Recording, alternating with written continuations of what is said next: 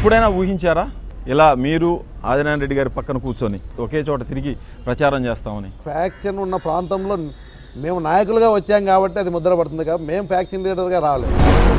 ప్రణాళిక అంటున్నారు, అభివృద్ధి అంటున్నారు, నంద్యాలలో 100 కోట్లు పెట్టి గెలిచారని వాళ్ళు అంటున్నారు. మేము పార్టీ మారినప్పుడు డబ్బులు తీసుకున్నాడు, మనుషులు కాదు వాళ్ళు, పశువులు పందుల మాదిరి అన్నాడు. మీరు కలిస్తే మీ వర్గాలన్నీ కలుస్తాయి గ్రామాల్లో.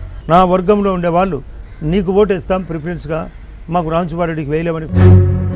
మీ ఐక్యత ఈ ఎలక్షన్లో గెలుపోవటములతో సంబంధం లేకుండా కొనసాగిద్దా లేదా? రాజకీయాల్లో శాశ్వత శత్రువులు శాశ్వత మిత్రులు ఉండరు. ఈయన ఎంపీగా ఓడిపోతే ఎమ్మెల్సీ ఇచ్చి మంత్రిని చేస్తారనే హామీ చంద్రబాబు నుంచి వచ్చిందని ఒక సమాచారం. ఆదినారాయణ రెడ్డి మంత్రి అయినప్పుడే ఒకవేళ నేను ఏదన్నా అనుకుంటే వేరే విధంగా